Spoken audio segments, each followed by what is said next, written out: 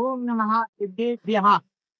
ಭಾರತೀಯ ದರ್ಶನ ಸಿದ್ಧಾಂತದ ಸಮನ್ವಯತೆ ಮತ್ತು ಸರ್ವಧರ್ಮದ ವಿಚಾರಧಾರೆಗಳನ್ನು ತಿಳಿದು ಸನಾತನ ಧರ್ಮದ ರಸಜ್ಞಾನ ಮಾಡಿದಂತ ಮಹಾಮೇಧಾವಿ ವಿದ್ವಾಂಸರುಗಳಲ್ಲಿ ಬಂಡೆಯಂತೆ ಪಡುಗಡಲ ಭಾರ್ಗವನಂತೆ ಇದ್ದಂಥವರು ಬನ್ನಂಜೆ ಗೋವಿಂದಾಚಾರ್ಯರು.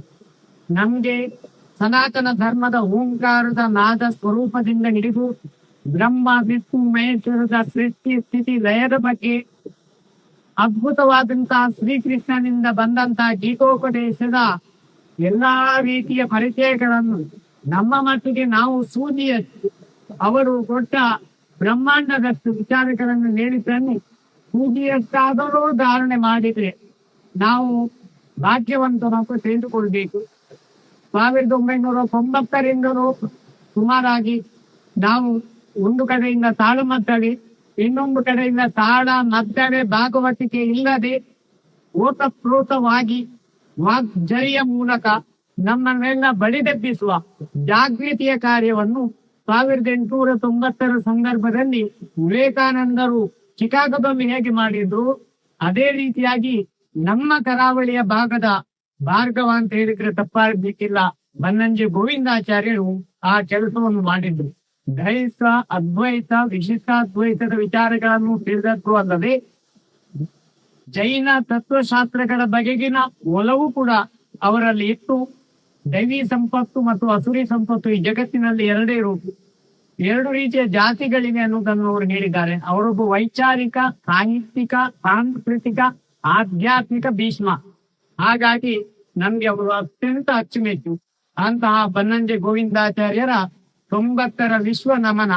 ನಾವೆಲ್ಲರ ಹೆಮ್ಮೆಯಿಂದ ವಿದ್ಯಾರ್ಥಿ ದೆಸೆಯಿಂದಲೂ ಕೂಡ ಪೂರ್ವಾಶ್ರಮದಲ್ಲಿ ಅವರ ಬಗ್ಗೆ ಅಪಾರವಾದಂತಹ ಕಾಳಜಿದ್ದ ಹಲವು ಜನಗಳಲ್ಲಿ ನಾವು ಕೂಡ ಒಬ್ರು ಅನ್ನೋದನ್ನು ಹೆಮ್ಮೆಯಿಂದ ಹೇಳಲಿಕ್ಕೆ ಸಂತೋಷ ಪಡ್ತೇವೆ. ಬಹಳ ಪ್ರೀತಿಯಿಂದ ನಮ್ಮ ಬಗ್ಗೆ ಅವರು ವಿಶೇಷ ವಾತ್ಸಲ್ಯದಿಂದ ಈ ಕ್ಷೇತ್ರಕ್ಕೆ ಕೂಡ ಸ್ವಾಮೀಜಿಗಳಾದ್ಮೇಲೆ ಬಂದಿದ್ರು.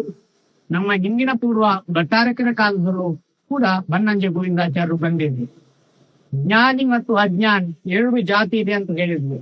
ಅವರು ವಿಶೇಷವಾಗಿ ಪಶುಗಳು ತಿನ್ನುವ ಆಹಾರ ಹೇಗಿದೆ, ವೃಕ್ಷಗಳು ಹೇಗೆ ಊರ್ಧ್ವಮುಖವಾಗಿ ಕೆಳಗಿಂದ ಬೇರು ಕೆಳಗೆ ಇಳಿದು ಮೇಲ್ಗಡೆ ಆಹಾರವನ್ನು ಸ್ವೀಕಾರ ಮಾಡ್ತೇವೆ ಅನ್ನೋ ಬಗ್ಗೆ, ಓಂಕಾರ ಹೇಗೆ ರಚನೆ ಆಗಿದೆ, ಸ್ವಸ್ತಿಕ ಹೇಗೆ ರಚನೆ ಆಗಿದೆ ಅನ್ನೋದನ್ನು ತಮ್ಮದೇ ಆದಂತಹ ವೈಚಾರಿಕ ನೆಲೆಯಿಂದ ವೈಜ್ಞಾನಿಕವಾಗಿ ವಿಶ್ಲೇಷಿಸಿದಂತ ಅದ್ಭುತವಾದ 20ನೇ ಶತಮಾನ 21ನೇ ಶತಮಾನದ ಒಬ್ಬ ದೊಡ್ಡ ಮೇಧಾವಿ ನಾವು ಕಳ್ಕೊಂಡಿದ್ದೇವೆ. ಬಹಳ ದುಃಖ ಆಗ್ತಾ ಇದೆ. ನಡೆದಾಡುವ ವಿಶ್ವಕೋಶವಾದ ಬನ್ನಂಜೆಯರ 90ರ ಅಳಿಯದ ನೆನಪು ಶಾಶ್ವತವಾಗ್ಲಿ ಅಂತ ಹೇಳಿ ವೀಣಾ ಬನ್ನಂಜೆ ಹಾಗೂ ಅವರ ಟ್ರಸ್ಟಿನ ಸಮಸ್ತ ಪದಾಧಿಕಾರಿಗಳಿಗೆ ನಾವು ನಿಮ್ಮೊಂದಿಗಿದ್ದೇವೆ.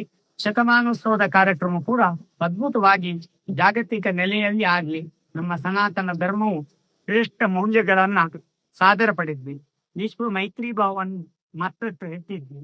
ಓಂ ಶಾಂತಿ ಶಾಂತಿ ಶಾಂತಿ.